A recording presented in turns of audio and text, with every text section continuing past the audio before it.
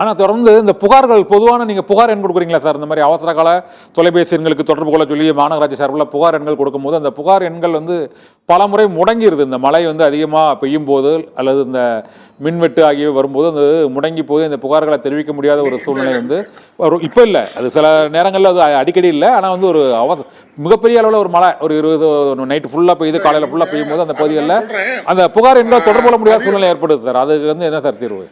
இல்ல அதுதான் நான் அதை தெளிவுபடுத்துறேன். 19-13 150 டெலிபோன் லைன் இருக்கு. 150 கால்கள், 150 பேர் ஒரே நேரத்தில் நீங்க அழைக்கலாம். அதற்கான அளவுக்கு அந்த பணியாளர்கள் பணியில இருக்காங்க. இது வரைக்கும் நான் இப்ப புள்ளிவிவரத்தோட சொல்றேன். 15-10-2004 நேற்றைய தினம் வரைக்கும் 45,242 புகார்கள் நாங்க எங்க மாநகராட்சியுடைய கட்டுப்பாடு அறிக்கை வந்திருக்கின்றது. அதுல 36,375 புகார்களுக்கு தீர்வு கண்டிருக்கிறோம். இன்னும் 8,857 புகார்கள் மற்ற துறைகளை சார்ந்தது. மற்ற துறைகளை சார்ந்த புகார்கள் அந்த துறைக்கு நாங்கள் எங்க மாநகராட்சி மூலம் அந்த துறைக்கு அனுப்பப்பட்டு அந்த புகார்களை நிவர்த்தி செய்ய சொல்லி அறிவுறுத்தி இருக்கின்றோம். அதாவது எல்லா புகார்களும் நம்ம பதிவு பெற்று பதிவுக்கு உண்டான அந்த புகார்கள் நிவர்த்தி செய்தவுடன் அந்த தகவலும் இந்த புகார்தாரருக்கு தெரிவிக்கின்றோம். அதுதான் துணை முதல்வர் நேரடியாக ஆய்வு செய்தார். அவர் நேரடியாக வரும்போது ஒருத்தர் புகார் தெரிவிக்கின்ற பொழுது அந்த புகாருக்கு எடுத்த நடவடிக்கைகளை என்னவென்று கேட்டு தெரிஞ்சு அது 2 நாளைக்கு முன்னாடி ஒருத்தர் புகார் தெரிவித்தார், அது நடவடிக்கை எடுத்தார்களா என்றது அந்த புகார்தாரர்கிட்டே நேரடியாக தொலைபேசியில் அவர் தொடர்பு கொண்டு கேட்டறிந்தார். அதாவது விரைவாக எந்த அளவுக்கு மாநகராட்சி தன்னுடைய பணி இது மக்களுக்கான பணி என்பதால் எந்த அளவுக்கு நம்ம தயார் நிலையில் இருக்கணும். 24 மணி நேரமும் இயங்குகின்ற கட்டுப்பாட்டு அறை, 150 டெலிபோன் லைன்கள் கனவு இணைப்பு இருக்கின்றது. 150 பேர் அந்த பணியில் இருக்காங்க. எல்லா நேரமும் அவங்க தொடர்ந்து அந்த வருகின்ற புகார்களை பெற்று சம்பந்தப்பட்ட மண்டலங்களுக்கு அனுப்பிச்சு அதற்கான நடவடிக்கைகள் எடுத்து உடனே புகார்தாரருக்கும் அதுக்கு பதிலாக தருகின்றோம். நாங்க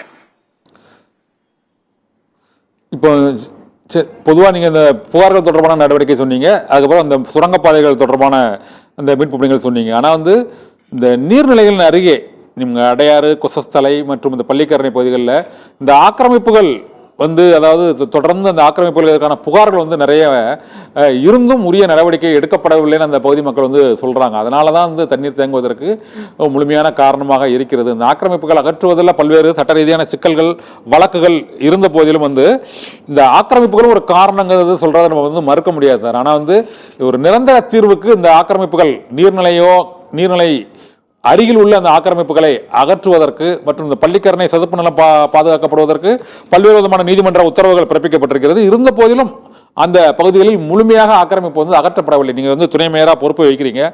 அந்த ஆக்கிரமிப்புகளை அகற்றுவது, நீர்நிலைகளை பாதுகாப்பதில் என்ன சிக்கல் இருக்குது சார்?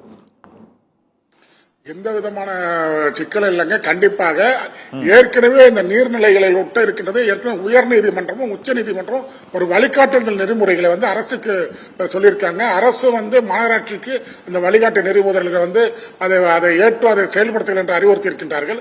உயர் நீதிமன்றம் உச்ச நீதிமன்றம் தெரிவித்த அந்த வழிகாட்டுதல் முறைப்படி தான் நம்முடைய மாநகராட்சி இயங்குகின்றது.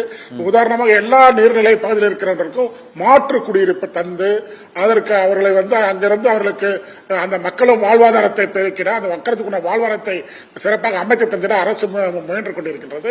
அவர்களுக்கு உண்டான அந்த மாற்று இடத்தை தந்ததுதான் நாங்கள் அப்புறப்படுகிறோம். அது ஆக்கிரமிப்புகள் எங்கிருந்து உடனடியாக எங்களுக்கு தெரிய வந்தால் அது உடனடியாக அப்புறப்படுத்துற பணிகளும் மாநகராட்சி ஈடுபட்டுக் கொண்டுதான் இருக்கின்றது. துணை மேயர் சார், இப்போ புயல் நெருங்கி கொண்டிருக்கக்கூடிய சூழ்நிலை கடைசியாக ஒரு கேள்வி. இந்த முறை இந்த பெங்கல் புயலால் அதி கனமழை ஒருவேளை பொழிந்தால், நாளையோ நாளை மறுதினமோ பொழிந்தால் மின்வெட்டு ஏற்படாமல் இந்த மின்வெட்டு தடைகள் ஏற்படாமல் அது நீக்கப்படுமா?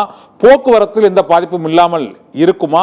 சென்னை மாநகரத்தில் வாகனங்கள் மீண்டும் இந்த பாலங்களில் சென்று நிறுத்தும் பாதுகாப்பான சூழ்நிலையில் நிறுத்தக்கூடிய ஒரு சூழ்நிலை ஏற்படுமா? இந்த குடியிருப்புகளில் மழை நீர் புகாமல் தடுக்கப்படுமா சார்? இதான் உங்ககிட்ட இப்ப கடைசியாக கேட்கக்கூடிய கேள்வி சார்.